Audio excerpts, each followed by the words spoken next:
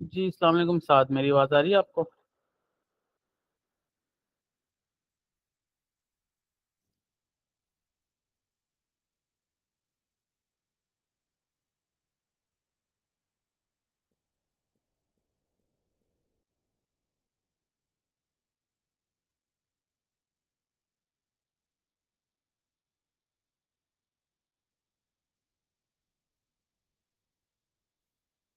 अ,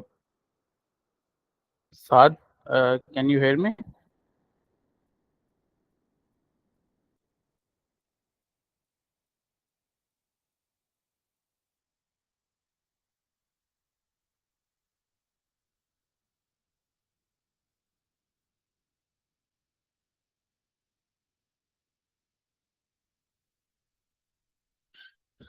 जी, अस्सलाम वालेकुम अहमद।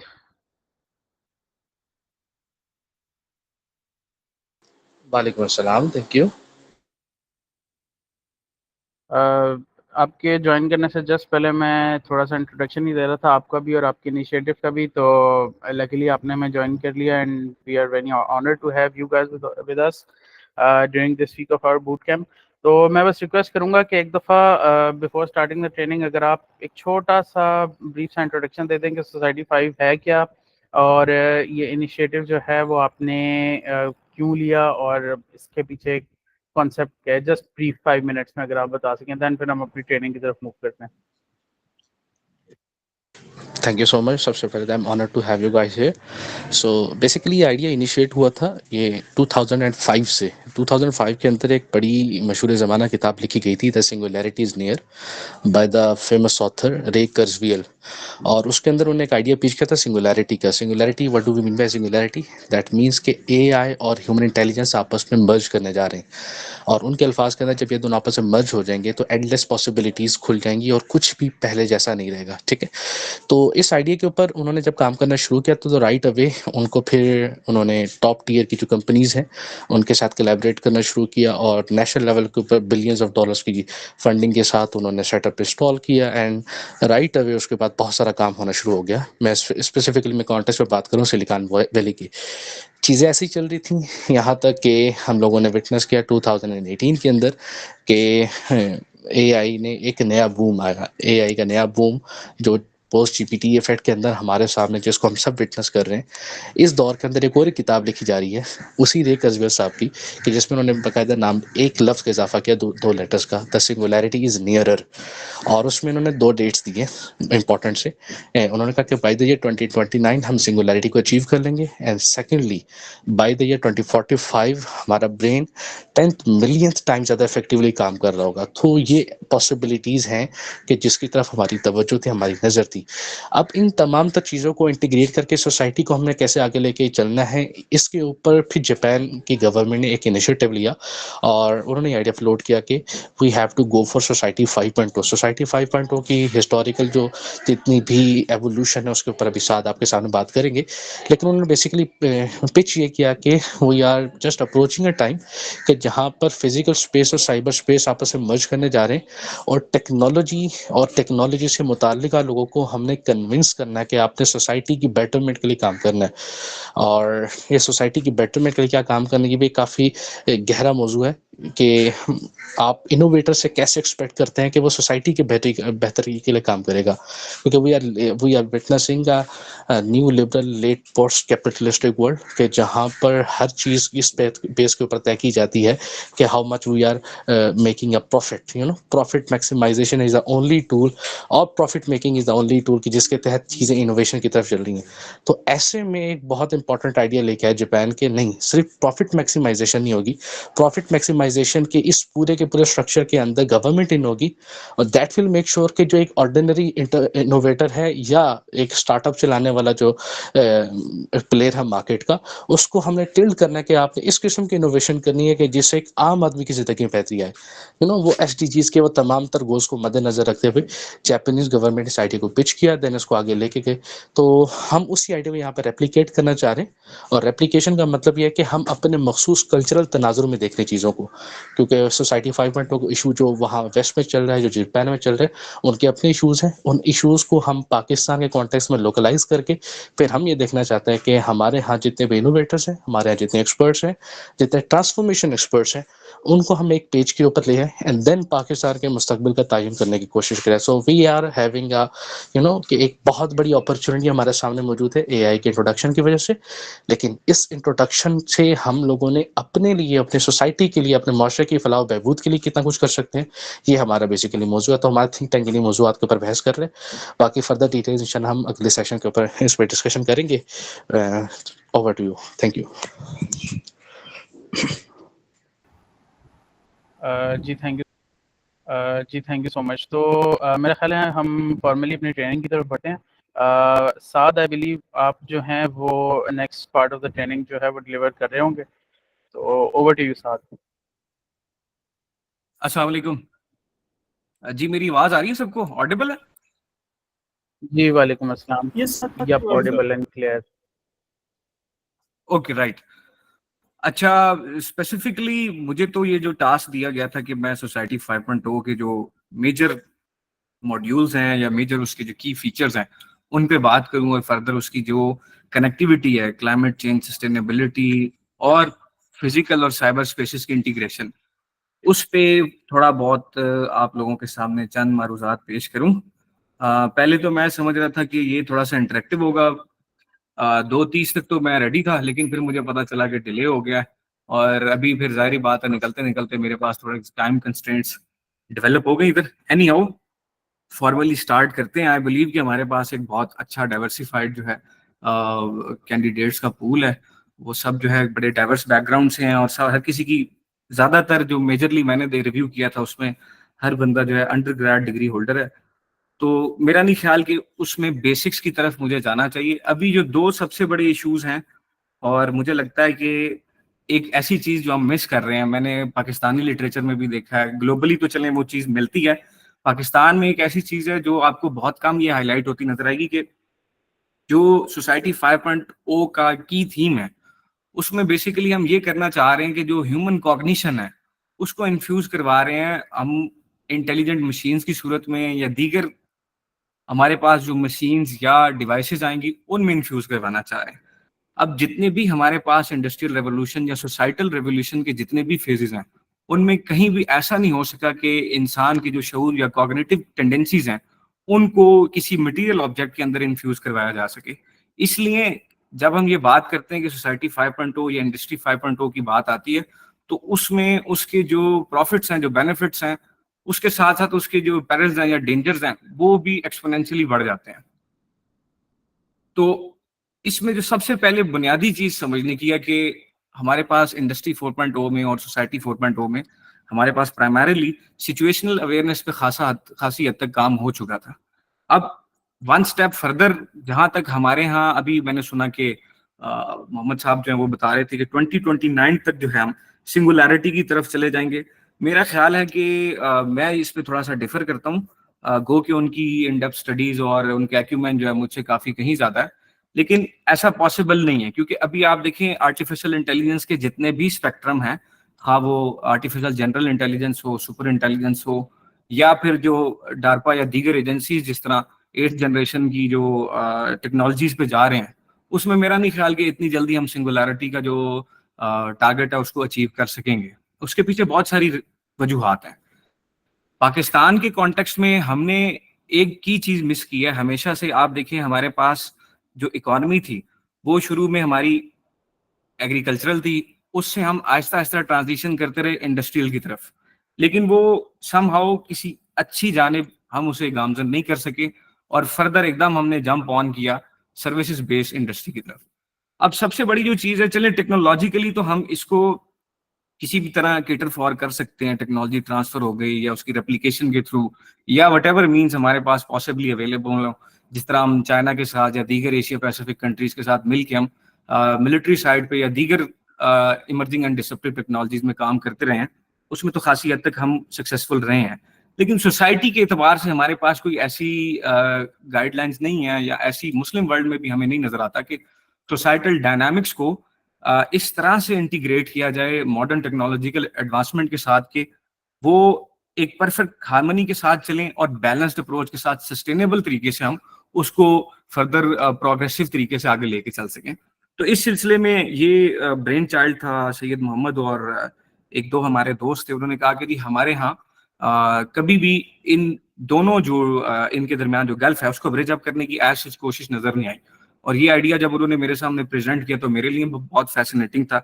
बल्कि मैं तो अपने आप को ऑनर्ड समझता हूँ कि अभी भी मैं इनके साथ और डॉक्टर वजीर साहब और आप जैसे लोग जो कि नेक्स्ट जनरेशन थॉट लीडर्स बनने जा रहे हैं उनके साथ काम करने के लिए मुझे मौका मिल रहा है। अब मेरा जो प्राइमरीली पब्लिक सेक्टर का या दीगर इदारों के साथ एक्सपीरियंस आया उसमें 3-4 चीजें हैं जिनको मैं समझता हूँ कि वो अब सोसाइटी 5.0 में सबसे की रोल प्लेयर है, जिसमें सबसे पहले आपका डेटा है, आपकी स्ट्रेटेजी है, टेक्नोलॉजी, इनोवेशन, और उसके बाद फिर हम जाके जो है फ्यूचरिस्टिक फोरसाइट जो है उस तक पहुंच पाते हैं। तो मुझे थोड़ा सा एक इंस्ट्रक्शन ये भी दी गई थी कि मैं ऐसे क्लाइमेटिक साइड पे जो है बेंड करके रखूं, या इसकी सस्टेनेबिलिटी या एनवायरमेंटल और इकोलॉजिकल जो इसकी इम्प्लीकेशंस हैं उन पे भी थोड़ा सा मैं बात करूं। तो इसमें सबसे बड़ी चीज ये है कि आप देखें हमारे पास जो क्लाइमेट डेटा आता है, अभी भी मैंने कुछ रिपोर्ट्स और कुछ प्राइवेट वेदर स्टेशंस की मैंने AWS और दीगर उनके जो सिस्टम्स हैं उनकी मैंने कैलकुलेशंस देखी। अब उनकी जो कैलकुलेशंस आपके पास आती हैं वो इनवैलिड हैं, टेक्निकली वो इनवैलिड हैं, क्योंकि WMO के जो रिक्विजिट पैरामीटर्स हैं वो उनके अकॉर्डिंगली उनको डिजाइन ही नहीं किया गया। हेंस उनकी तरफ से जो भी डेटा आएगा वो टेक्निकली आप किसी भी साइंटिफिक फोरा पे या किसी और क्रेडिबल प्लेटफॉर्म पे कोट नहीं कर सकते, और जब उससे कोई एनालिसिस जनरेट होगा तो वो भी जाहिर बात है इनवैलिड होगा। अब हमने इतना डाइवर्सिफाइड पूल सोसाइटी 5.0 के प्लेटफॉर्म पर रखा ही इसलिए कि हमारे पास डेटा की साइड से, स्ट्रेटेजी की साइड से, कोर फिजिकल साइंसेस हो गई, हमारे पास ह्यूमैनिटीज और सोशल साइंसेस के और फ्यूचर स्टडीज वाले हर तरह का एक मल्टी टैलेंटेड सा हमारा पूल हो ह्यूमन रिसोर्स का, और हम जितनी भी चीजें हमारे पास हो रही हैं उसकी एक इंटीग्रेटेड रिसर्च स्टडी कंडक्ट कर सके। पाकिस्तान में हमारे पास ऐसा होता था कि जब हमारे वर्ल्ड इकोनॉमिक फोरम के ग्लोबल शेपर्स के जो चैप्टर्स थे उनमें चंद एक लोग थे जो ऐसी स्टडीज करते थे, बाद वो भी आहिस्ता आहिस्ता ड्रिफ्ट अवे करते गए। अब मुझे पार्टिसिपेंट्स में से एक थे साहब, ITU से पढ़े हैं, ITU वालों के साथ हमने काम किया जो लाहौर में यूनिवर्सिटी है।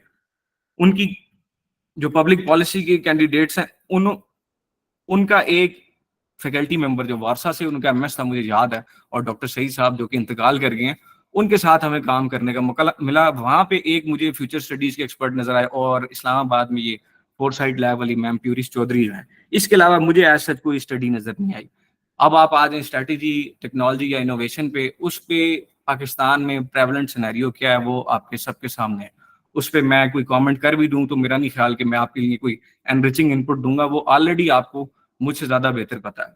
लास्ट में हमारे पास जो असल चैलेंजिंग पोजीशन आती है वो आती है फोरसाइट की, फ्यूचरिस्टिक स्टडीज की। वो हमारे पास एज सच अभी तक कंडक्ट नहीं की गई। अब मैं आपको एक मिसाल देता हूँ क्लाइमेटिक पर्सपेक्टिव से ही। मैं 2021 में GWP और वर्ल्ड फूड प्रोग्राम के साथ काम कर रहा था बलूचिस्तान रीजन में। तो उन्होंने मुझे एक PPT में कोट किया डेटा वर्ल्ड बैंक का, जिसमें 2099 तक की क्लाइमेटिक प्रोजेक्शंस कोट की गई थी। लेकिन पाकिस्तान से चंद स्कॉलर्स ने उसको जो है चैलेंज किया, और बाद जब वो FAO और दीगर एजेंसीज उसमें शामिल हुई तो हमें पता चला कि वो वर्ल्ड बैंक की जो स्टडीज थी वो खासी हद तक इनवैलिड थी। बाद उन्होंने इस चीज को एक्नॉलेज भी किया टेक्निकली, और उसको फिर उन्होंने कोट भी किया। एक छोटी सी बात इसके साथ स्लाइस इन कर दूं कि फ्लैश ड्राउट की जो टर्म है वो पाकिस्तान से ही UNFAO को बताई गई थी, और फिर बाद उन्होंने इसके मैट्रिक्स ऑफ इवैल्यूएशन डिजाइन किए, और इसको उन्होंने रिपोर्टिंग में मैंडेटरी करार दिया कि जो हमारे सदर्न रीजन है, ईरान के, पाकिस्तान के या दीगर इसी तरह की क्लाइमेटिक कंडीशन वाले, उनके साथ उन्होंने सिर्फ एक छोटे से इनपुट पे उसको जो है मैंडेटरी करार दिया। अब हमारे यहाँ ये है कि हमारे यहाँ जितने भी ह्यूमन रिसोर्स है उसको हमने एज सच इतना कैपेसिटेट नहीं किया कि वो कभी जिस भी लिटरेचर को पढ़ रहा है उसको चैलेंज कर सके, या उसको कम से कम एक दफा क्रिटिकली रिव्यू कर सके। मिसाल के तौर पे हमारे पास जितनी भी टेक्नोलॉजीज का इन्फ्लक्स रहा है मेरा नहीं ख्याल मुझे सोसाइटल लेवल पे कोई उसकी कोई पॉलिसी डॉक्यूमेंट या कोई और ऐसे कोई क्रिटिकल रिव्यू का फॉरम नजर आया। अगर आपके नॉलेज में हो तो मुझे जरूर बताइए। इसी तरह आप देखते जाए मुस्लिम वर्ल्ड की मेजरली सिचुएशन या इस्लामिक अकेडमी ऑफ साइंसेज जो है, कॉम्स्टेक है आपके पास OIC के साइंटिफिक फोरा हैं या दीगर जितने भी फोरा हैं, आप उनको एवेल्युएट कर लें, आपको बहुत ही बेयर मिनिमम इस पे इनपुट नजर आएगा। तो इसमें फिर हम चूंकि ये क्लेम नहीं करते कि हमारे पास बहुत नेक्स्ट जनरेशन स्किल्स हैं और हम बहुत ही well capacitated, well led, well trained और बहुत अच्छी फोरसाइट के साथ चल रहे हैं। मुमकिन है इसमें मुमकिन तौर पे हम हमारा कैपेसिटी डेफिसिट भी हो सकता है, हमारे स्किल सेट भी उस लेवल की प्रोफिशिएंसी पे नहीं जा सकते।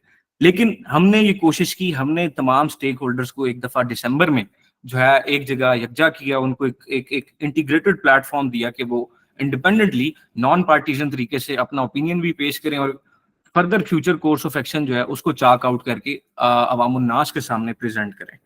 तो उसमें खासी हद तक सक्सेसफुल हुआ और उसी के बाद फॉलोअप और जितनी भी सब्सिक्वेंटली डेलिब्रेशन होती रही, फिर ये ख्याल आया कि इस पे एक बाकायदा प्रॉपर वेल स्ट्रक्चर्ड जो है हमें फोरा बनाना चाहिए और उसी पे फिर काम करना चाहिए। फिर उस पर एक international centre for artificial intelligence and society जो है वो बना। फिर उसी की ऑफ शूट पे हमने सोसाइटी 5.0 इनिशिएटिव जो है वो स्टार्ट किया। तो मैं आपको ये बताना चाह रहा हूँ कि हमारे पास जितनी भी चेंजेस आती हैं, खुसूसन आपको पता है अब मॉडर्न एरा में तो जो चेंजेस हैं वो ज्यादातर टेक इनेबल्ड हैं या टेक गवर्नड है। तो उसके लिए हमारे पास टेक्नोलॉजी और जो पॉलिसी या सोशल साइंटिस्ट हैं उनकी एक अच्छी इंटीग्रेशन या इन्फ्यूजन डेवलप होना बहुत जरूरी है। और हमारे यहाँ तो यूनिवर्सिटी लेवल पे एक अच्छा कोलैबोरेशन या क्रॉस डिसिप्लिनरी या इंटर डिसिप्लिनरी स्टडीज आपको बहुत कम मिलेंगी, चाहिए जाए कि आप इंस्टीट्यूशनल लेवल पे इस तरह से एंगेज करें।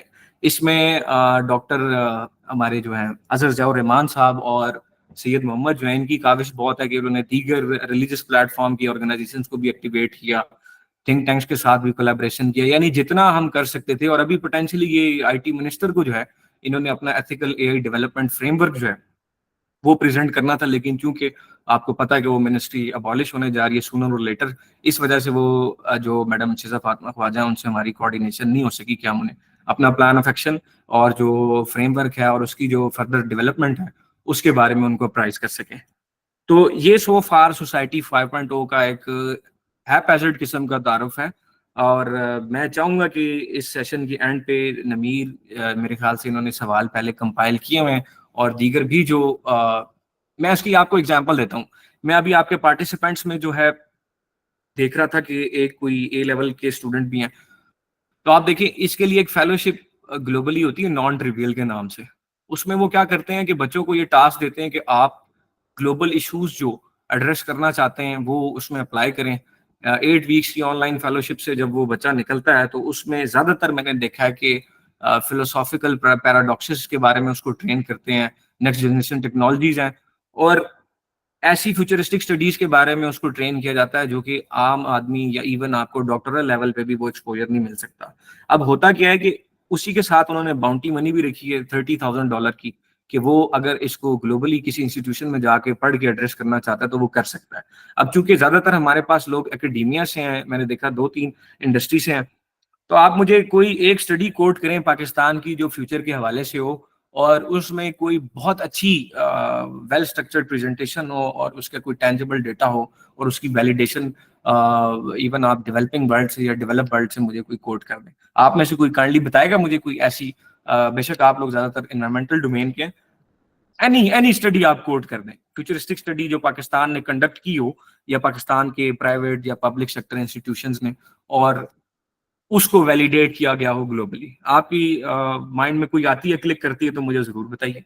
मैं पॉज लूंगा इधर थोड़ा ताकि आप लोग मुझे कोट करें कोई ऐसी स्टडी है तो।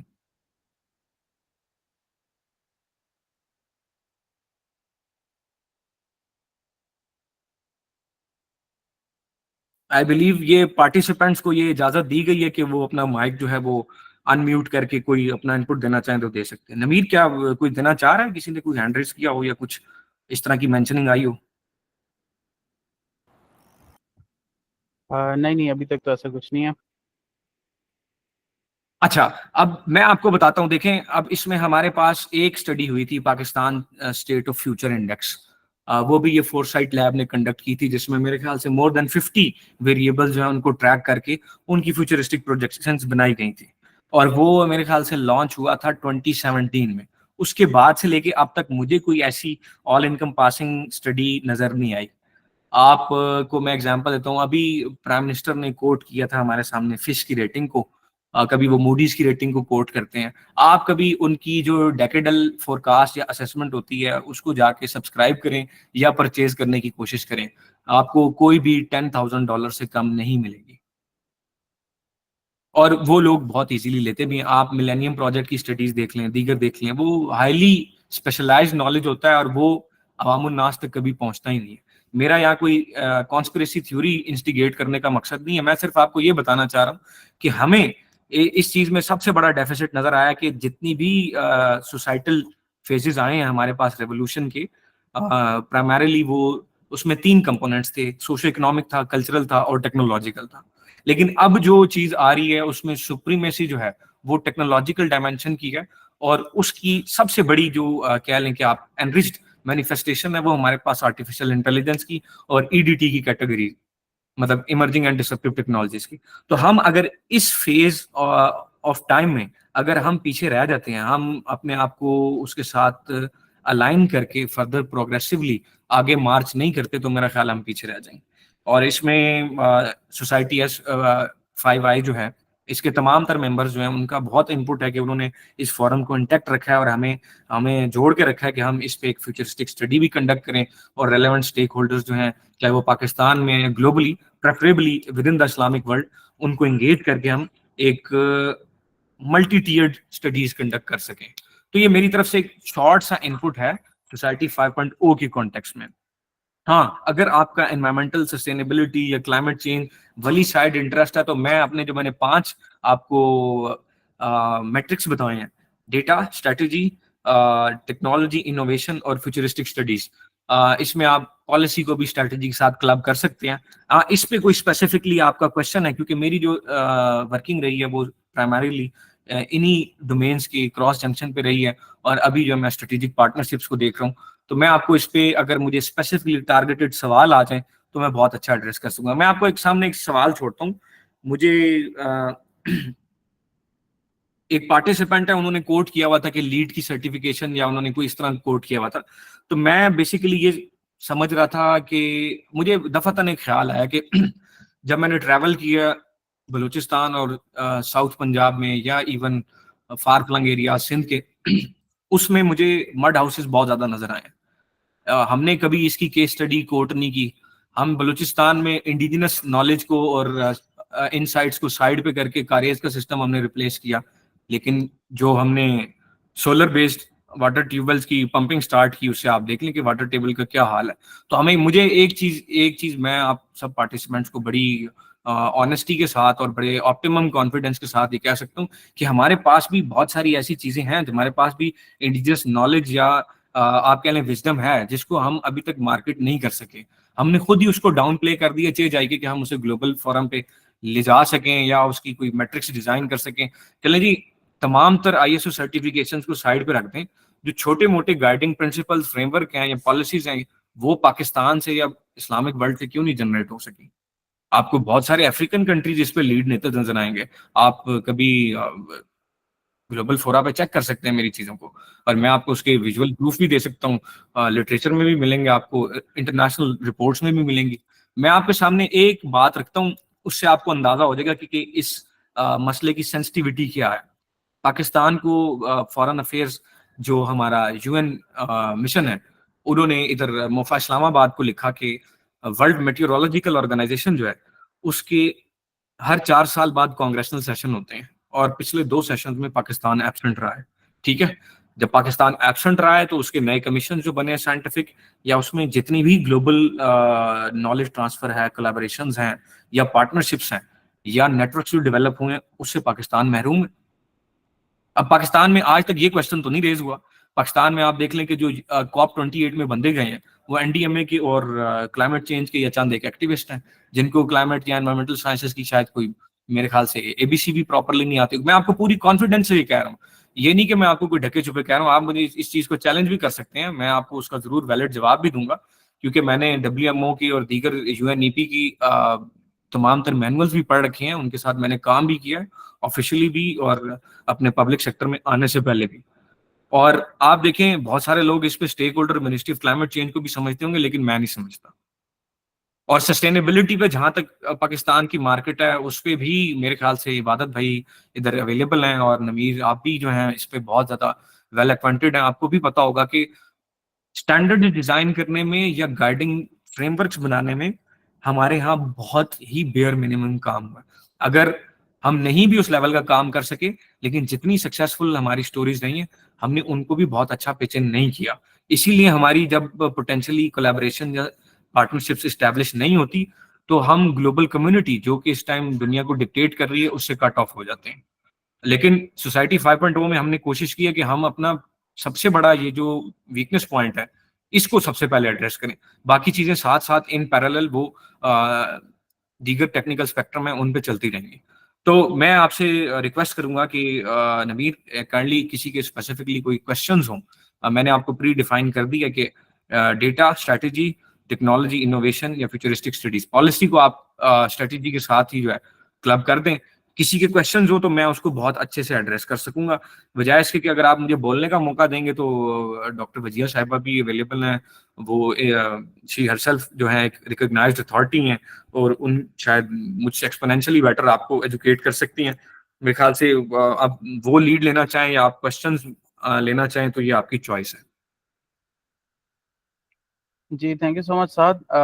इससे पहले कि मैं मैम वजिया की तरफ जाऊं, Khadija I saw your hand raised, if there is a question तो आप पूछ लें। अस्सलाम वालेकुम। एक तो इसमें ये चीज़ थी जी कि मैंने थोड़ा सा स्टडी किया था सोसाइटी 5.0 को तो नहीं, लेकिन इंडस्ट्रियल रेवोल्यूशन 5.0 को, तो इसमें उन्होंने बहुत ज़्यादा हाईलाइट किया कि they are going to make it human centric and society centric. और साथ में देयर इज अनदर क्लेम कि जो AI है that is going to expand its working rather than sticking to manufacturing of the plant. उसके अलावा भी AI को हम ज़्यादा इंटीग्रेट करेंगे। तो इससे जो एक मॉरल साइड पे एक क्वेश्चन आता जहन में वो ये कि हाउ डू दे फोरसी कि ये डाउन साइजिंग को कैसे रोकेंगे इन दिस केस के AI को बहुत ज़्यादा इंटीग्रेट करेंगे इंडस्ट्री में। Down sizing. और दूसरा ये था कि एक थोड़ी सी फीलिंग आ रही थी कि जो ह्यूमन स्किल्स हैं other than the soft skills वो बहुत ज़्यादा रिड्यूस हो जाएंगे, because if someone is not working, if they're not applying their resources hands on experience में, तो वो फिर redundant हो जाएंगे with the passage of time। तो अगर आप काइंडली इस चीज पे गाइड कर दें। जी, इसमें देखें सबसे बड़ी चीज ये है कि आप देखें एक फैक्ट्री लाइन वर्कर जो होता है उसकी टास्क में रेपिटेशन होती है। फर्स्ट इंडस्ट्रियल रेवोल्यूशन से लेके अब तक आप नोटिस कर लें कि जो चीजें ऑब्सलीट हुई हैं या डाई आउट हुई हैं उसके पीछे यही मसला था, क्योंकि उसमें एक्सटर्नल एलिमेंट जरा ज्यादा होता है। ह्यूमन कॉग्निशन या डिसीजन मेकिंग या इंटेलेक्ट या विजडम, ये आपको पता है कि इंसान का जो नर्वस सिस्टम है वो बहुत कॉम्प्लेक्स है। मेरा नहीं ख्याल जिस तरह आपने ह्यूमन रिसोर्स की डाउन साइजिंग का कहा है, चले ठीक है, एक साइड पे डाउन साइजिंग आपके सामने अगर फैक्ट्री लाइन वर्कर्स की हो रही है तो आपको ये भी तो पता होगा कि IoT इनेबल्ड जितने भी हमारे पास इकोसिस्टम्स हैं या दीगर इस तरह के हाईली इंटेलिजेंट मैन्युफैक्चरिंग है या दीगर जो हमारे पास सेक्टर्स होंगे उसमें आपकी मिड लेवल की प्रोफिशिएंसी रखने वाले जैसे टेक्नीशियंस हैं उनकी मांग भी बढ़ेगी। मेरा ख्याल है कि हम इसको बहुत ज्यादा हाइप क्रिएट करते हैं। ठीक है, आपकी ह्यूमन रिसोर्स कम होगी, जाहिर बात है, लेकिन वो उन सूरत में हो सकती है जहां जहां पे ह्यूमन कॉग्निशन इन्वॉल्व नहीं है। जहां जहां पे है उसमें अभी काफी टाइम लगेगा कि वो उसको रिप्लेस कर सके। और मैंने भी जितना अभी तक ग्लोबल सिस्टम्स को देखा है या जहां जहां पे AI ऑफिस काम कर रहे हैं, जिस तरह की उनकी ट्रेजेक्ट्री है, मेरा नहीं ख्याल कि उन्होंने बहुत ज्यादा एकदम लोगों को निकाला जरूर है, लेकिन at the same time simultaneously वो नॉवल टेक्नोलॉजीज में अपने ह्यूमन रिसोर्स को कैपेसिटेट भी कर रहे हैं। तो आपके देखें ये एक तरह से हमारे लिए चैलेंजिंग सिचुएशन है कि हमने अपने अपने जो अपस्किलिंग का पेस है वो भी बहुत तेज करना है। और सबसे बड़ी चीज ये है कि टेक्नोलॉजिकल इन्फ्लक्स से हमारी नेचुरल फैकल्टीज जो हैं वो कम होगी, हमने उसकी डायरेक्शन चेंज करनी है। अब एक बंदा अगर आपका मीडिया का यूजेज बहुत ज्यादा है तो आप कह सकते हैं कि उसका अटेंशन स्पैन या फोकस मुतासर होगा। लेकिन एट द सेम टाइम अगर वो अपनी नेचुरल फैकल्टीज को मजीद छापन कर रहा है या उस पर वर्किंग कर रहा है, तो वो एआई की स्पेक्ट्रम में, ईडीडी के स्पेक्ट्रम में या 6, 7, 8 जनरेशन टेक्नोलॉजीज में वो बहुत अच्छा एक एक्सपोनेंशियल इनपुट भी दे सकता है। तो इसके दोनों लेंसेज हैं, इसकी फ्लिप साइड पे भी देखना जरूरी है।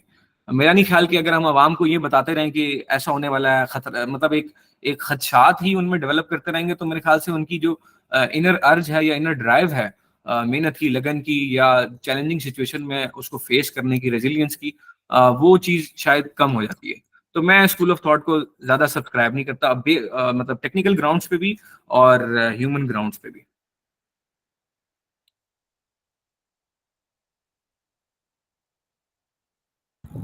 जी थैंक यू सो मच। जी थैंक यू सो मच। अगर और कोई क्वेश्चन नहीं है तो हम जो है वो डॉक्टर वजिया की तरफ बढ़ते हैं। जी प्लीज। जी ma'am, over to you. Okay, thank you. My name is Dr. Vajia. I am serving as Associate Professor in NUST. Thank you so much, Mohammed, for inviting me on this venue to embark some knowledge over this Society 5.0 and sustainability. Sustainability basically हम जब बात करते हैं तो हम 3 pillars की बात करते हैं. We talk about environment, we talk about economy, we talk about society. So we have to think of some innovation that fits into this framework, that is not harmful for environment, at the same time beneficial for economy and society, and works for the well-being of the society, क्योंकि हमारा ultimate motive well-being of people है. तो हम जब जैसे बात पहले हो गई कि what is society 5.0, और उसके बाद साद साहब ने भी बहुत informative बातें की. Moving ahead from that, as you know, we have 17 SDGs, which are no poverty, zero hunger, good health and well-being, quality of education, gender equality, clean water and sanitation, affordable and clean energy, decent work and economic growth, industry, innovation and infrastructure, reduce inequalities, sustainable cities and communities, responsible consumption and production, climate action, life below water, life on land, peace, justice and strong institutions, partnerships for the goals. So इसमें से कुछ चीजें तो बहुत obvious हैं जहाँ पे हम where we can implement this innovation very easily. For example, you have seen many robots doing some operations, some very intricate operations that human needs a longer time to practice it. So it has a very important role in creating good health and well-being. So a very advanced lab is required for providing healthcare to even the remote areas. So हमारे पास अगर एक robotic facility होगी तो हम with less human resource we can send our health services to far-flung areas. Then quality of education can also be improved. As you know, the traditional classroom system has been transformed into a digital classroom. वहाँ पर आपको Google Classroom is also one of the examples. Then you can easily access different courses of different institutes. They are easily available, and at the same time using different management systems you can enjoy the flavor of classrooms. So they are also making a very good impression there. And then they can also play a very important role in creating sustainable cities. So in cities, AI can play a very important role in creating a cyberspace or doing some innovation in our infrastructure, or identifying some loopholes that are present in the malfunctioning of the cities, such as, for example, traffic jams or blocked sanitation. This AI can play a very important role. And then responsible consumption and production can also be augmented with AI, because we can easily have a data from them. When we talk about sustainability framework, how can we ensure this sustainability? Then there are different actions that can be taken. We can create a smarter solution for urban living, and we can value the diversity.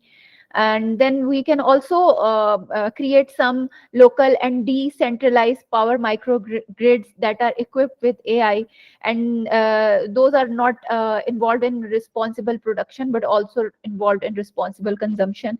We can also create some systems to reduce disasters and create adaptation and provide medical services during emergencies. And then we can also provide novel healthcare technological developments and enable individuals to manage their health data. We can also create cutting-edge technologies for agriculture and food. Then question may arise that, okay, these are the things that are responsible for sustainable city. What about sustainable education? Because eventually it's for the well-being of the people. Then once we have settled people in sustainable cities, we can provide sustainable education to them by creating enhanced accessibility, their skill development, because obviously when we will be living in an augmented society where people are being helped by robots, then there is a higher probability that many low skilled workers will get unemployed. So it's very important to provide them skills and provide enhanced abilities to all these skills and create a collaborative ecosystem. And researchers can play a very important role in order to integrate technology with the people. Then also comes data privacy issues, public awareness. Data privacy is very important, that there should be a legal framework, laws in order to secure the data that robots will be collecting, and should not be hijacked by some third party. And we can also create a collaborative governance by creating an inclusive innovation which can benefit all segments of the society and can reduce social inequality and also foster trust, because one of the SDGs is also no poverty and zero hunger. And at the same time, we are saying that by inducing robots, there is a high probability that low skilled workers will get unemployed. So we also need to think that what will go of these people, how will we create some framework in order to create capability of them, so that the social inequality does not increase. So yeah, this is all from my side. Any question?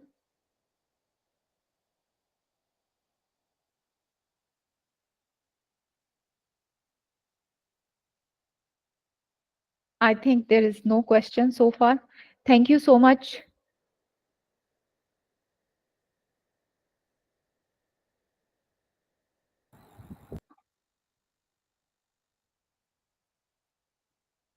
Ji guys, किसी का कोई question हो?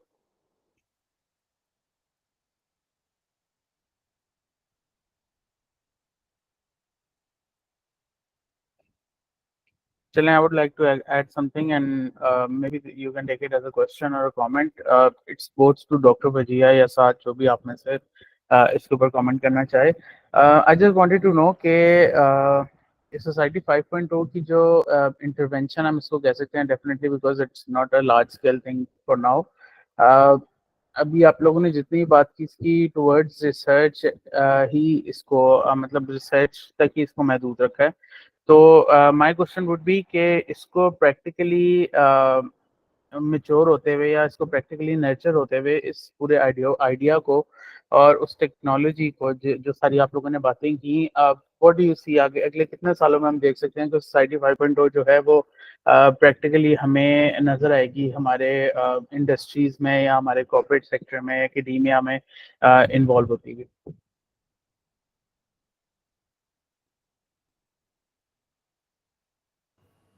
जी, मैं इसको answer कर दूं या ma'am आप पहले आंसर करना चाहेंगे? नहीं, आई गेस मैम ने जो है वो लीव कर दिया, आप ही कर सकते. अच्छा, मैं आपके सामने ना एक सिनेरियो रखता हूँ. देखें, टेक्निकली मैं आपको एक चीज बताता हूँ. मेरी आवाज तो आ रही है ना आप सबको? जी आ रही. जी सर. अच्छा, देखें, अब आपने जो बात की है वो थोड़ी सी ना आउटकम बेस्ड है. अगर आप इसको प्रोसेस बेस्ड देखें, पाकिस्तान के सिनेरियो में आप इसे कॉन्टेक्चुअलाइज कर लें तो जितनी भी ये फास्ट ट्रैक डेवलपमेंट हो रही है उसके पीछे कहीं ना कहीं बेसिक साइंसेस की इन्वॉल्वमेंट है। आप मुझे कोट कीजिए कि पाकिस्तान में Abdul Salam centre for mathematical sciences Lahore, हमारा सेंटर ऑफ एक्सीलेंस है मैथमेटिकल साइंसेज में, आप मुझे बता दें कि वो बाहर से तो सारे प्रोफेसर्स को इनवाइट करते हैं, बहुत अच्छी ग्रांट भी देते हैं। आप पाकिस्तान के 5 कोई प्रोफेसर्स कोट कीजिए जो इंटरनेशनल यूनिवर्सिटीज में मैथमेटिकल साइंसेज में या कंप्यूटेशनल साइंसेज में टीच कर रहे हो, नहीं कर रहे। अब हमारी जब बेसिक साइंसेस पुअर होंगी तो आपको पता है कि हम उसके लिए एक इनेबलिंग एनवायरनमेंट नहीं डेवलप कर पाएंगे। ये तो हो गया एकेडमिकली। एकेडमिकली भी मैंने पहले जैसे सोसाइटी 5.0 के जो ऑब्जेक्टिव्स हैं उसमें कोट किया कि हमें ये प्लेटफॉर्म क्यों डेवलप करना पड़ा था कि इंटीग्रेशन नहीं है, इंटरडिसिप्लिनरी अप्रोच एज सच उस तरह से आपको एकेडेमिया में भी अब जाके थोड़ा सा वो लोग इस चीज पे बहुत ज्यादा अच्छा काम कर रहे हैं, रिसेंट पास तक आपको नहीं मिलती। अब जहां तक आपकी बात है कि इन टेक्नोलॉजीज को मैच्योर होने में कितना टाइम लगेगा, तो 2020-21 की मिलेनियम प्रोजेक्ट की रिपोर्ट्स देख लें आप, वर्ल्ड इकोनॉमिक फोरम को देख लें आप, ओपन एआई को देख लें, यूएस का जो ऑफिस हैं उनको देखें, यूके ऑफिस को देखें, दीगर जो लीडिंग और इदारे या ममालिक हैं उनमें देखें, वो ऑलरेडी एजीआई के बहस से आगे जा चुके हैं। वहां पे आर्टिफिशियल सुपर इंटेलिजेंस की बहस चल रही है, वहां पे जनरेटिव एआई या जनरल इंटेलिजेंस उस पर कोई ऐसा सच आपको इतना अच्छा डिस्कोर्स नहीं नजर आता क्योंकि वो इस स्टेप से ट्रांसेंड कर चुके हैं। तो मेरे ख्याल से कि जब तक हम एक इनेबलिंग या कंड्यूसिव इकोसिस्टम नहीं डेवलप करते जिसमें आपका ट्रिपल हेलिक्स मॉडल, चाहे वो आप जिस तरह special technology zone authority Pakistan में ला रही थी इंडस्ट्री एकेडेमिया का और इस तरह का इनोवेटिव मॉडल ले आए, जब तक वो उस लेवल पे नहीं जाता कि वो उसके ट्रिकल डाउन इफेक्ट्स हो सकें सोसाइटल लेवल पे, तब तक आप ये तवक्को ना रखें कि हम सोसाइटी 5.0 की तरफ जाएंगे। अब आप इसके सवाल में आपको फिर दोबारा वापस आना पड़ेगा। आप देखें कि हमारी इंडस्ट्री इस टाइम किस फेज पे खड़ी है, आया वो इंडस्ट्री 3.0 है या 4.0 है। जब हमारे पास इंडस्ट्री 5.0 होगी तभी हम अपनी सोसाइटी को 5.0 के लिए कैपेसिटेट करेंगे। अब सवाल ये पैदा होता है कि फिर हमने S5I का इनिशिएटिव क्यों लिया। देखें, दुनिया भर में एंटिसिपेटरी प्लानिंग जो है वो भी एक बहुत इंपॉर्टेंट एलिमेंट है फ्यूचरिस्टिक फोरसाइट या प्लानिंग के हवाले से। तो हमने यही कहा कि ठीक है, ग्रेजुअली चीज़ें पेश अप होंगी और एआई में हम डेवलपमेंट काफ़ी हद तक ला रहे हैं और मुस्तकबिल करीब में इंशाल्लाह मजीद आएंगी। सोसाइटल लेवल पे हम उसकी ट्रांजिशन में कोई बहुत अच्छा मीनिंगफुल ट्रांजिशन नहीं डेवलप कर पाए पाकिस्तान में, चाहे वो 1980 से आप अब तक की देख सकते हैं। 1960s तक आपको 70s तक कोई ना कोई इस तरह की बातें नजर आती हैं, उसके बाद आपको बिल्कुल डिसकंटिन्यूएशन नजर आती है टिल 2015। तो इसमें पाकिस्तान के सिनेरियो में तो मैं बड़ा ऑप्टिमिस्ट ही रहूंगा और शेमलेस ऑप्टिमिस्ट रहूंगा कि यहाँ पे तो आप देख सकते हैं कि विद इन 5 ईयर्स जो है आपको चीजें बहुत ज्यादा ड्रास्टिक चेंजेस उसमें नजर आएंगे। ग्लोबली वो बहुत फास्ट ट्रैक जा रहे हैं। जो एलीट है, देखें, जो इंटेलेक्चुअल एलीट होती है दुनिया की या टेक्नोलॉजिकल जो कंपनीज हैं उनका एक बड़ा रेस्ट्रिक्टेड सा सर्कल होता है, वो उसी में ऑपरेट करते हैं और उसके एंड बेनिफिशरीज भी कभी भी आपको पब्लिक में नजर नहीं आएंगे। मिसाल के तौर पे अब आपने जो सवाल किया है, आप क्रैनफील्ड यूनिवर्सिटी यूके में डिफेंस की साइड पर होने वाली रिसर्च देख लें, आप यूएस की डारपा एजेंसी देख लें, आप दीगर 9th जनरेशन की आपको टेक्नोलॉजी नजर आएंगी और हम तो अभी सिर्फ 5th लेवल की बात कर रहे हैं। तो आईडीए प्रोटोटाइपिंग की हद तक आप देखेंगे बहुत आगे जा चुकी है बात। हाँ, उसकी थोड़ी सी मैस लेवल पे कमर्शलाइजेशन जो है वो जारी बात है टाइम लेगी और फिर हमारे यहाँ आईपी और जो पेटेंट्स का मामला है वो भी कोई खासा इनकरेजिंग नहीं है, तो यहाँ पे चीजें टाइम लेंगी।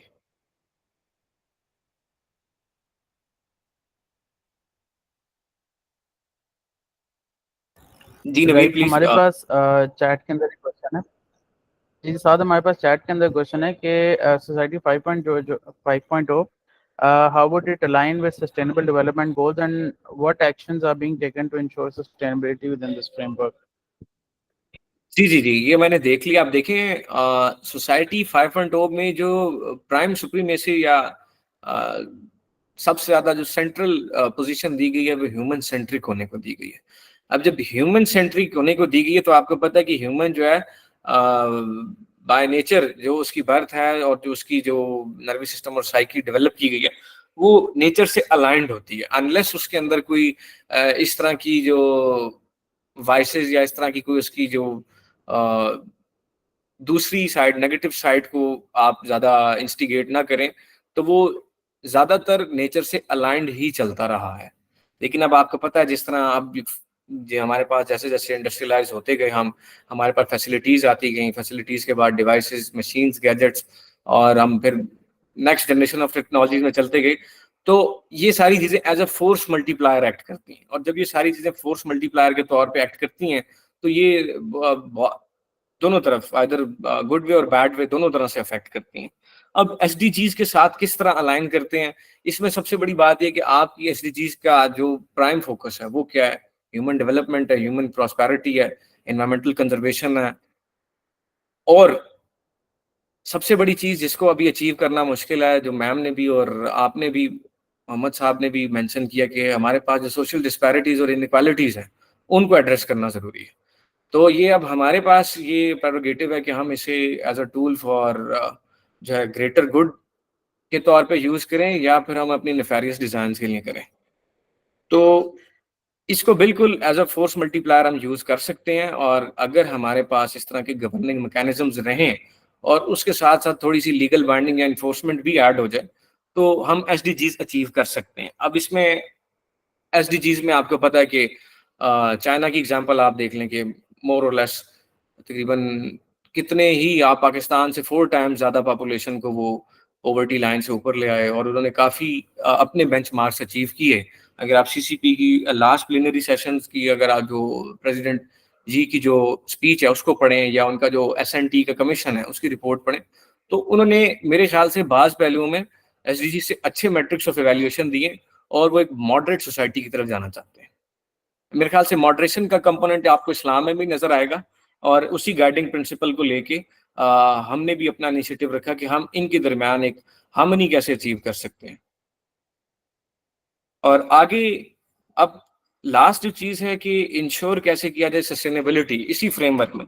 देखिए फ्रेमवर्क कोई हमारे पास स्टैटिक नहीं होते, जाहिर बात है ये लिविंग होते हैं और डायनामिक ही रखा जाता है इनको ग्लोबली। लोकली का मैं नहीं आपको ज्यादा बता सकता क्योंकि वो सबको ही मालूम है। तो उसमें चेक्स एंड बैलेंसेस जब तक आपके पास अच्छे नहीं होंगे तब तक आप सस्टेनेबिलिटी को इंश्योर नहीं कर सकते। मैं आपको मिसाल देता हूँ कि पाकिस्तान में 2021 में जब वीट क्राइसिस चल रहा था तो हम ईवी पॉलिसी को बड़ा सेलिब्रेट कर रहे थे। तो टेक्निकली हमें कहीं ना कहीं देखिए ये तो एक तरह की हिपोक्रेसी है कि आपके मैसेज जो है वो उनको खाने को नहीं मिल रहा और आप एक बड़ी फैंसी, मिसाल के तौर पे आप हमारे प्लेजेस देख लें ग्लोबली या हमारे जो कमिटमेंट्स हैं ग्लोबल प्लेटफॉर्म पे, मेरा नहीं ख्याल कि पाकिस्तान को इतनी एम्बिशियस कमिटमेंट्स करनी चाहिए और बाकी जो सेक्टर्स हैं उसको ग्रॉसली निगलेक्ट करना चाहिए। तो एक्शंस क्या इंश्योर करेंगे सस्टेनेबिलिटी को? उसमें मॉडरेशन ही है और आपके पास ग्लोबल लेवल पे लीगल बाइंडिंग और इन्फोर्समेंट है, और उसके आपको कई मौके UNFCCC में भी नजर आ जाएंगे, UNEP के फ्रेमवर्क पे भी नजर आएंगे और दीगर फोरा पे भी।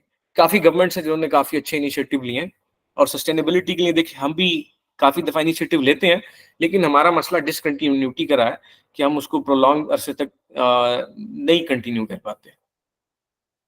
आप अगर इस सवाल को मजीद थोड़ा सा डीकंस्ट्रक्ट कर दें तो स्पेसिफिकली इसके थीमेटिक नोट्स अगर मुझे बता दें तो मैं उसको मजीद एड्रेस कर देता हूँ। जी जी, अस्सलाम वालेकुम। वालेकुम सलाम। अल्हम्दुलिल्लाह। अच्छा, मैं ये पूछना चाह रहा हूँ कि एग्जांपल देता हूँ मैं कि अगर मैं कंसल्टिंग का काम कर रहा हूँ, मेरा बिजनेस है कंसल्टिंग का, और मैं अपने कंसल्टिंग के बिजनेस को थोड़ा सा और मॉडर्न और थोड़ा सा और एफिशिएंट करना चाह रहा हूँ, और मैं सोसाइटी 5.0 के जो कॉन्सेप्ट्स हैं उसके प्रिंसिपल्स हैं उनको यूज करना चाह रहा हूँ। ठीक है, तो उसमें हम मतलब क्या कर सकते हैं और किस तरह से वो हम हेल्प कर सकते हैं इसके कॉन्सेप्ट। और उसके अलावा चलें एक और एग्जांपल है कि अगर हम पाकिस्तान के एयर पोल्यूशन को देख रहे हैं, ठीक है, उसको मॉनिटर कर रहे हैं और उसके ऊपर काम कर रहे हैं, तो वहाँ तो उस जगह पे हमें सोसाइटी 5.0 कैसे हेल्प कर सकती है। मतलब एक चीज को हम अडॉप्ट अगर करें तो तभी करेंगे ना कि अगर हमें पता हो कि यार इससे कोई चीज़ एफिशिएंट हो जाएगी या हमारा काम आसान हो जाएगा या हमें कोई फ़ायदा होगा, तो वो चीज़ें ये आप थोड़ी सी एक्सप्लेन करते हैं अगर प्लीज़। देखिए किसी भी ऐसे काम के लिए कि अब आपने कंसल्टिंग का एग्जांपल दिया, मैं उस तरफ भी आता हूँ। सोसाइटी 5.0 की जो गाइडिंग प्रिंसिपल्स हैं उसमें आपको कहीं ना कहीं ये नजर आएगा कि आपको बैलेंस्ड अप्रोच सबसे ज्यादा बहुत जरूरी है। अब जिस तरह मैंने आपको सेक्टोरल एग्जांपल दी कि जब अब हमारे यहाँ वीट क्राइसिस चल रहा है, हम अपनी ईवी पॉलिसी को बड़ा वो मार्केट कर रहे हैं, बड़ी बड़ी फैशनेबल तरीके से पोर्ट्रे कर रहे हैं, तो मेरा ख्याल है कि इस पे चेक्स एंड बैलेंसेस होना बहुत जरूरी है। अब सोसाइटी 5.0 स्पेसिफिकली जैसे आप कंसल्टिंग की बात कर रहे हैं, मुझे आप मुझसे बेहतर जानते होंगे कि पाकिस्तान में, मैं आपके सामने मिसाल देता हूँ, अब आपकी जो लोकली एआई डेवलपमेंट हो रही है, आपके एआई के एल्गोरिदम्स जो हैं या उसकी जो कोडिंग है या उसकी जो टेक्निकल प्रोसेसेस, इसके अलावा डिवाइसेस भी, क्या उनका पाकिस्तान में कोई ऑडिट हुआ है पहले? कभी नहीं हुआ। हमारे पास ऐसी टेक्निकल कैपेसिटी नहीं है कि स्क्रैच से अगर एक कोडर डेवलप कर रहा है तो हम उसकी टेक्निकल ऑडिट बहुत अच्छे तरीके से कर सकें। ये मैं खुद नहीं कोट कर रहा, ये आप एनसीआई नस चले जाएं, वो भी आपको कहेंगे कि हाँ हमारी कैपेसिटी नहीं है। सिंगापुर ने इस मॉडल को चला के दिखाया और उनकी गवर्नमेंट के डॉक्यूमेंट्स पहली दफा 2020 में इन टॉपिक्स पे जो सामने आना स्टार्ट हो गए थे कि समहाउ बैलेंस रखें हम इसे। हम टेक्नोलॉजिकली तो बहुत एम्बिशियस रहते हैं, लेकिन हम ये नहीं देखते कि जो इसके फिर बड़े सीरियस रेपरकशन सोसाइटल लेवल पे आएंगे उसको किस तरह से हॉल्ट कर लें या उसको काउंटर कर सकें। तो मेरे ख्याल से इसको बैलेंस तरीके से लेके चलना चाहिए। और कंसल्टिंग चूंकि बहुत डेलिकेट सब्जेक्ट है और डाइवर्स भी है, इसमें आप मल्टीपल सेक्टर्स को एड्रेस करते हैं, उनकी डोमेन स्पेसिफिक जो मोडालिटीज हैं वो डिफर करती हैं। तो अगर आप थोड़ा सा, अगर आप अपनी ही कंसल्टिंग के कॉन्टेक्स्ट में पूछ रहे हैं तो वो भी बता दें। अगर ये एक जेनेरिक है तो वो मैंने आपको एक ऑडिट के हवाले से बता दिया कि वो टेक्निकल कैपेसिटी नहीं है। जी प्लीज। तो इसका मतलब ये है कि अब हमें फ्यूचर के लिए क्लेमैन को भी, एक नॉन टेक्निकल बंदे को भी एआई के बारे में जो है उसको एजुकेशन देनी पड़ेगी।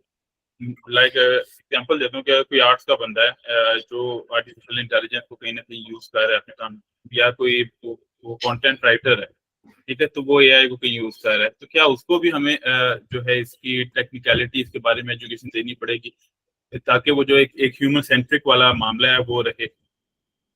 ठीक, देखिए अब अगर इसे आप अभी ये तो एक चले हाइपोथेटिकल सिनेरियो आपने डिजाइन किया ना, अब इसको आप रियलिस्टिक सिनेरियो में देखें। रियलिस्टिक सिनेरियो में हमारे पास अगर ह्यूमन सेंट्रिक अप्रोच को आप देखें, ह्यूमन सेंट्रिक अप्रोच में पाकिस्तान पे आपको काम बहुत पहले नजर आता है। ह्यूमन डेवलपमेंट इंडेक्स यहाँ से डेवलप हुआ, बहुत सारी ऐसी चीजें हुई जो पाकिस्तान ने काफी अच्छी तरीके से स्टार्ट लिया, लेकिन अनफॉर्चुनेटली वो चीज उस तरह से हम कैश आउट नहीं करा सके। अब जहां तक आपका है कि अगर हम ले मैन को एआई के बारे में वो कोई उसकी कैपेसिटी डेवलपमेंट करें या उसको इन्फॉर्म्ड रखें, तो मेरे ख्याल से इंफॉर्मेशन की हद तक तो हर बंदा कुछ ना कुछ जानता होता है। प्रोसेसेस के बेस पे मेरा नहीं ख्याल कि हमारे यहाँ प्रोसेस सेंट्रिक कोई ट्रेनिंग आपको बहुत ज्यादा नजर आती है एजुकेशन सेक्टर में। अगर वो हो जाए प्रोफेशनल लेवल पे भी तो मेरा ख्याल है बहुत आसानी हो जाएगी। मैं आपको एक इसकी एग्जांपल देता हूँ। अब आप सस्टेनेबिलिटी या क्लाइमेटिक कॉन्टेक्स्ट में देख लें। अब आप देखें, मुझे एक बात बताएं कि मिनिस्ट्री ऑफ क्लाइमेट चेंज ने XYZ पॉलिसी बनाई या जीओपी ने बनाई या दीगर प्रोविंशियल गवर्नमेंट्स ने बनाई, वो पॉलिसी का जो सबसे बड़ी चीज ये है कि आपके पास डेटा हो। उसके बाद आपकी पॉलिसी तो बहुत दूर की बात है। जब आपके पास डेटा ही ठीक नहीं है, जब आपने डेटा के आर्किटेक्चर के मैकेनिज्म्स बहुत अच्छे नहीं बनाए या एक सिस्टम्स लेवल आर्किटेक्चर बहुत अच्छा नहीं डेवलप किया, सिस्टम्स लेवल आपकी थिंकिंग नहीं है या वो उस तरह की रिफाइंड नहीं है, तो आप जो काम करेंगे वो ठीक नहीं होगा। मिसाल के तौर पे आप मुझे चलें कोई पॉलिसी ले लें, name it any, water policy ले लें, क्लाइमेट पॉलिसी ले लें। अब क्लाइमेट चेंज की पॉलिसी डॉक्टर कमर साहब ने लिखी, वो एक मेटीरियोलॉजिस्ट हैं, उन्होंने अपने पर्सपेक्टिव से लिखी, अच्छी लिखी 2012 में।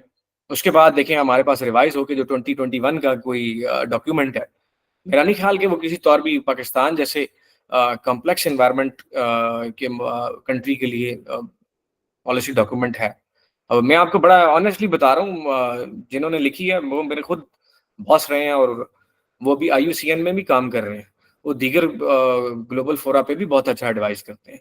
पाकिस्तान में भी आप देख लें कि हमारे पास जो लॉ की फैकल्टी है, लम्स की, शेख परवेज साहब जो हैं, नहीं परवेज हसन साहब, हाँ, उन्हीं के फादर के नाम पे बनी है। और इन्वायरमेंटल लॉ को उन्होंने एशिया पैसिफिक और साउथ एशिया में उन्होंने ही इंट्रोड्यूस कराया था। तो जब हमारे पास ऑलरेडी इतना अच्छा काम हुआ हुआ है, तो पॉलिसी लेवल पे आप सिस्टम आर्किटेक्चर ही डिसरप्ट करके कोई चीज डिजाइन करेंगे तो वो कैसे ठीक हो सकती है। एजुकेशन में तो चले आप किसी न किसी हद तक ठीक कर सकते हैं, लेकिन आप गवर्नमेंट के बिजनेस में या पॉलिटिकल लेवल पे इस चीज को फिर करेक्ट नहीं कर सकते। आप मुझे बता दें, अभी जो आपकी हुंजा वैली का देख लें, सॉरी एक एग्जांपल कोट कर देता हूँ, हुंजा वैली का जो जी जी आपका प्लीज। इन्फ्लक्स आ रहा है, जितना आप देखें कि ग्लोव के इवेंट हो रहे हैं, बाकी आप वाटर पॉलिसी में मुझे दिखा दें ग्लोव कहाँ लिखा हुआ है या ग्लोव की कहाँ बात की गई है। तो मेरा नहीं ख्याल कि ये आइडियलिस्टिक सिनेरियो में तो हम बहुत अच्छी बात कर सकते हैं, लेकिन रियलिस्टिकली मुझे ये भी एक हैरत होती है कि हमारे रिसर्चर्स जो हैं और हमारे जो प्रैक्टिशनर्स हैं इस डोमेन के, वो भी इस चीज की तरफ कोई सीरियस एफर्ट करते नजर नहीं आते। जी प्लीज आप कंटिन्यू कीजिए। अच्छा, मैं थोड़ा सा मतलब जो ह्यूमन सेंट्रिक की एक टर्म यूज हुई है सोसाइटी 5.0 में, मैं उसको समझना चाह रहा हूँ कि बेसिकली वो है क्या। ह्यूमन सेंट्रिक कैसे करेंगे? जब आपने कहा कि एक लेमैन को हम सबको प्रॉपर्ली उनकी कैपेसिटी बिल्ड नहीं कर सकते, आप उसको ह्यूमन सेंट्रिक कैसे करें? ह्यूमन सेंट्रिक का मतलब जो मुझे समझ आ रहा है तो वो तो ये है कि आपका उस पर कंट्रोल हो पूरी तरह, आप आर्टिफिशियल इंटेलिजेंस को या आप इन चीजों को चला रहे हो, ना कि वो आपके ऊपर मतलब हावी हो रहा हो, जो मेरी नहीं, समझ है। इसको तो ह्यूमन सेंट्रिक इसको किस तरह किया जाएगा, ये देखिए, थोड़ा सा इसकी सिंपल सी मिसाल है, आपने एयर पोल्यूशन की एग्जांपल दी। अब लाजमी तो नहीं है कि हम एटमॉस्फेरिक साइंसेज या पोल्यूशन स्टडीज पे हर बंदे को ही एजुकेट करते रहें। हमने सिर्फ क्या करना होता है, चेक्स एंड बैलेंसेस लगाने हैं कि इसके जो हार्मफुल इफेक्ट्स हैं वो पब्लिक तक ना पहुंचे। हमने सिर्फ ये करना होता है। हम हर फर्द को उस लेवल पे कैपेसिटेट नहीं कर सकते, स्टेट नहीं कर सकती। सोसाइटी भी इस तरह का कोई टारगेट अगर रखती है तो मेरा नहीं ख्याल कि वो इस तरह होगा कि हम हर बंदे को ही इस लेवल की प्रोफिशिएंसी पे ले जाएं। आप देखें जिस तरह एयर पोल्यूशन है, अब एयर पोल्यूशन के बारे में हम हर किसी को नहीं बताते। अब हर बंदे को स्पेशलाइज नॉलेज नहीं दिया जाता कि इसके रेस्पिरेटरी इश्यूज ये हो जाएंगे, इसका फलां इशू ये हो जाएगा। हम सिर्फ ये करते हैं कि स्टेट और सोसाइटल लेवल पे उसकी मॉनिटरिंग मैकेनिज्म ऐसे होते हैं कि उसकी फिल्टर्स ऐसे हैं हमारे पास, सेफ गार्ड ऐसे हैं कि वो ह्यूमन जो है उसको कोई नुकसान ना पहुंचे। हमने सिर्फ ये करना है। ह्यूमन सेंट्रिक होने का मतलब ये कि for the benefit for humanity, मतलब हमने ये नहीं करना कि हम हर किसी को उसके बारे में, लेट से मैं बता भी देता हूँ, अगर आपको भी बहुत अच्छा पता है और मुझे भी बहुत अच्छा पता है, इसके बावजूद लोग टेक्नोलॉजी का गलत इस्तेमाल क्यों करते हैं? क्योंकि इन्फोर्समेंट और चेक्स एंड बैलेंसेस की बात आती है ना। पता तो हर किसी को है कि ये गैजेट कैसे यूज होगा, इसके अच्छे बुरे यूजेस क्या हैं। यूटिलिटी को चेक करना उसकी, और उसकी आगे फर्दर डेवलपमेंट और डिप्लॉयमेंट को चेक करना, ये इंपॉर्टेंट है।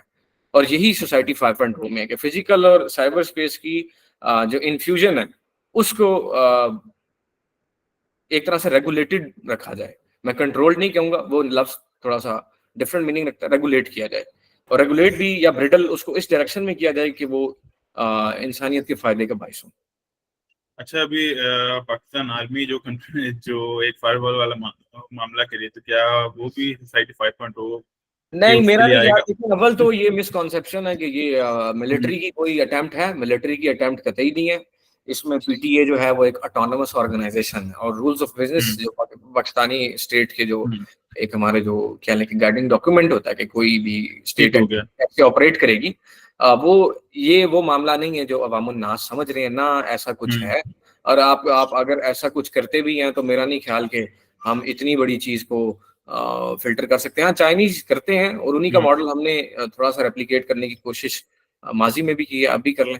मेरा तो नहीं क्या ख्याल वो सोसाइटी 5.0 के फ्रेमवर्क के जो है अंदर आएगा कि नहीं? क्योंकि वो भी एक साइबर जो वर्ल्ड है उसको रेगुलेट करने की ट्राई की जा रही है।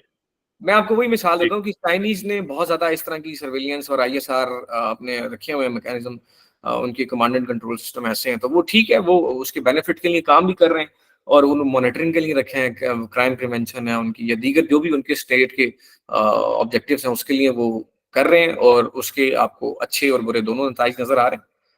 तो human centric for the benefit of humanity, just simple is that. अच्छा जी अच्छा, मैं एक और केस जो है डिस्कस करना चाहूंगा जी प्लीज। कि पाकिस्तान के एनडीसीज हैं, जी जी पाकिस्तान के कंट्रीब्यूशन जो पाकिस्तान ने प्लेज की हुई हैं, जी जी तो उसको अगर हम उसके हवाले से कुछ सोचें या मिलके कि हम सोसाइटी 5.0 को एज अ टूल या एज अ अप्रोच जो है यूज कर रहे हो उनको अचीव करने में, तो हम क्या कर सकते हैं?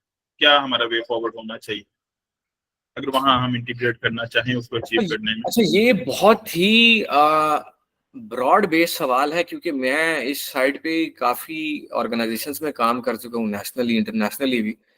तो ये काफी एम्बिशियस है। आप देखें, हमारे पास अमीन असलम साहब आए, वो बड़ी एम्बिशियस अप्रोच के साथ आए। इवन उनके एरा में भी आपको नजर आता है कि कुछ कंसल्टेंसीज को काम आउटसोर्स किए गए। ठीक है, आप दुनिया को सस्टेनेबिलिटी में एम्बिशियस अप्रोच ही होती है वैसे। नहीं वो रखें, वो बहुत अच्छी चीज है कि आप एम्बिशियस रखें, बहुत कुछ रखें, लेकिन डिसेप्शन ना हो उसमें। मेरा मकसद ये है, आप रखें, राइटियस तरीके से रखें, ट्रुथफुली रखें, डिसेप्शन ना हो। अब देखिए, हमें फिर अपना पूरा जो क्लाइमेट चेंज या इससे रेलेवेंट जितने भी सोसाइटल और स्टेट लेवल पे एंटिटीज हैं, ये पूरा इकोसिस्टम रीडिजाइन करना पड़ेगा। पहली बात, टेक्नोलॉजिकल जो भी हमारे पास लैंडस्केप है, एचईसी के सेंटर्स ऑफ एक्सीलेंस हैं, हमारे पास टेक्नोलॉजिकल इदारे हैं, स्ट्रेटेजिक इदारे हैं, उनको भी, उनकी जो इंस्टीट्यूशनल अरेंजमेंट्स हैं वो थोड़ी सी चेंज करनी पड़ेंगी। और लास्ट में आपकी जो लीगल फ्रेटर्निटी है उसकी भी थोड़ी सी या बल्कि खासी हद तक इंस्टीट्यूशनल अरेंजमेंट्स आपको ऑल्टर करनी पड़ेंगी। तो इसके बगैर काम नहीं। अब जहां तक एनडीसीज की बात है, एनडीसीज में आप बहुत अच्छा है कि आप प्लेज करें, लेकिन आपकी जो प्लेजेस हैं ये आप कभी देखें ना, मतलब हमें पता है कि डिप्लोमेटिक कम्युनिटी में या स्टेट लेवल पे बहुत ज्यादा इन चीजों को वो नहीं लिया जाता कि ये दर्द सर है। उन्हें पता होता है कि आपने जो एक एक लिप सर्विस की गेम है वो कैसे खेलनी है, आपने फैंसी या साउंडिंग स्टेटमेंट्स और बहुत अच्छी बातें कैसे करनी है और वापस आ जाना है। अब देखें, यूरोपियंस ने जिन मीन्स के थ्रू ये लेवल ऑफ प्रोस्पेरिटी अचीव किया है, क्या वो सबके सब बहुत अच्छे थे? अब जब वो उस लेवल तक डेवलप हो चुके हैं, तो वो दुनिया के लिए बार सेट करते हैं कि नहीं जी, आप इस तरह नहीं कर सकते, हम आपको ये प्रपोज करते हैं, आप ऐसे ऐसे कर लें। और अक्सर व बेशतर मैं ये नहीं कहता कि वो मेलाफाइड इंटेंट के साथ एडवाइस करते हैं। पाकिस्तान को जो इंटरनेशनल डोनर एजेंसीज ने या इंस्टीट्यूशंस ने या आईएफसीज ने जो एडवाइस किया, वो बाज़ दफ़ा हमारे लिए बहुत ज़्यादा नुकसानदेह भी साबित हुआ है। तो एनडीसीज में थोड़ा सा रियलिस्टिक रहें। जो रेलेवेंट स्टेक होल्डर्स हैं, उनकी इंटरनेशनल रिप्रेजेंटेशन जब तक नहीं होती, मैंने आपको हाईलाइट कर दिया, आपकी तो डब्ल्यूएमओ में आप है ही नहीं, आप जस्ट हार्डली वोट कर सकते हैं। आप उनकी कांग्रेसनल सेशन मिस कर चुके हैं। आप यूएनएफसीसी पे जो मर्जी कर लें, यूएनएफसीसी और यूएनईपी को एडवाइस कौन करता है? उन पे जो उनके लिए टेक्निकल इनपुट तो डब्ल्यूएमओ देता है। मैं आपको इसलिए बता रहा हूँ क्योंकि इस ईयर ही जनवरी में मैंने क्लियर किया था यूएनईपी के लिए, हमारे उधर प्रोग्राम डायरेक्टर हैं, तो उनके साथ एज ए रिसर्च एसोसिएट मैंने अपनी एक स्लॉट विन की थी जिनीवा ऑफिस स्विट्जरलैंड के लिए। तो मैं आपको बड़ी श्योरिटी के साथ ये बता सकता हूँ कि जो डिप्लोमेटिक गेम्स होती हैं वो कुछ और हैं, रियलिस्टिक और है। एनडीसीज में हम जो मर्जी कर लें, हमें ये देखना है कि ट्रुथफुली हमने अपनी आवाम के लिए उसको ह्यूमन सेंट्रिक बनाया, क्या उसके जो रिपल इफेक्ट्स हैं वो उन तक पहुंचे, उनको बेनिफिट हुआ या नहीं हुआ। हाँ ठीक है, दुनिया को शोकेस करने के लिए हम डिसेप्टिव गेम भी करते हैं और हर स्टेट करती है, और बाज दफा उसमें अच्छा भी होता है, बुरा भी होता है।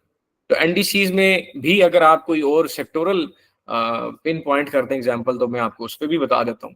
तो देखिए, एक चीज है, एक टेक्निकल इनपुट आपके पास फ्लॉड आ रहा है या आप उसको बिल्कुल साइडलाइन करके आप खुशनुमा बातें कर रहे हैं, तो उसमें से क्या होगा? मुझे आप जरा समझाएं कि उसमें किसके भले का काम होगा।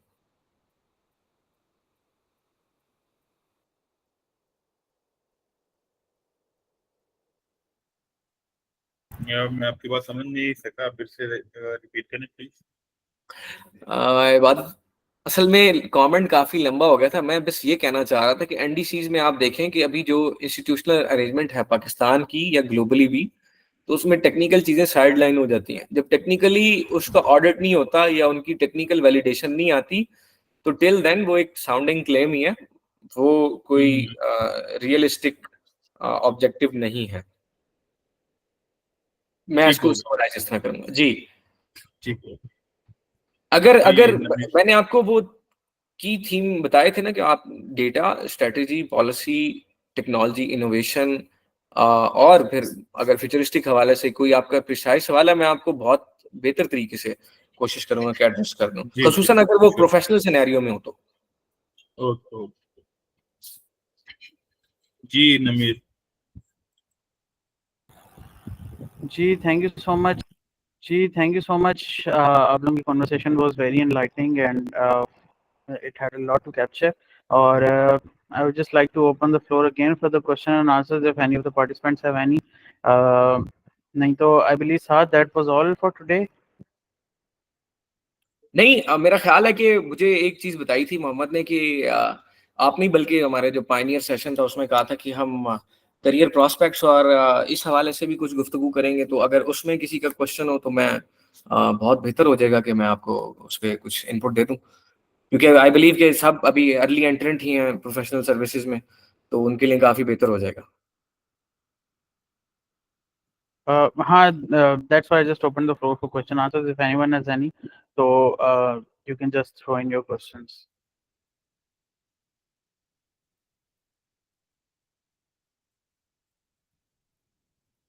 नहीं तो फिर हम आज के सेशन को जो है we will wrap it up, और जो करियर ओरिएंटेशन के हवाले से डिस्कशन है we can do it in our last session जो फ्राइडे को हो रहा होगा।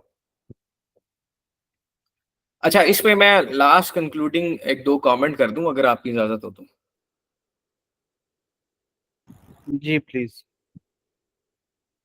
अच्छा, सबसे पहले देखिए, अब ये सोसाइटी 5.0 की जितनी बात हुई है, मुझे आप ये बताएं कि हमारे पास कितने पार्टिसिपेंट्स हैं। 17 पार्टिसिपेंट्स हैं। पहले मैंने सोचा था कि मैं 26 पार्टिसिपेंट्स, मुझे पता नहीं किसने बताए थे कि 26 पॉलिसी डॉक्यूमेंट्स मैं हर हर पार्टिसिपेंट को दूं और वो उसमें जो है अपनी एक क्रिटिकल रिव्यू लिख के लेके आए और हमें दिखाए और हम उसे बताएं कि, क्योंकि एक ट्रेनिंग हुई थी हमारी जिसमें हम विद इन फ्यू आवर्स जो है पूरा पॉलिसी फ्रेमवर्क डिजाइन करते हैं और उसको प्रेजेंट करते हैं। वो यूके की ऑर्गेनाइजेशन थी जिन्होंने होस्ट किया था, और मेरा प्रायर एक्सपीरियंस डीएफआईडी यूके के साथ भी रहा है। तो अब देखिए, इसमें एक चीज ये है कि एक आपको एकेडेमिया या आपका जो इंस्टीट्यूशन है वो आपके लिए सेट करता है कि आपने ऐसे ऐसे करना है। एक ये है कि आपकी अपने पर्सनल परसूट होगा, आपका ये ऑब्जेक्टिव होगा कि आप क्या करना चाहते हैं। अगर देखें, आप ग्लोबली भी अगर आप बहुत अच्छा करना चाहते हैं, मैं अपनी पर्सनल एग्जांपल से आपको बता देता हूँ। अब मुझे जब एक दफा मैं इसी तरह पोस्टेड था तो मैंने खुद इंटरेस्ट लिया, और मैं जब बलूचिस्तान में पोस्टेड था तो मेरे पास कोई ऐसे सच मीन्स नहीं थे।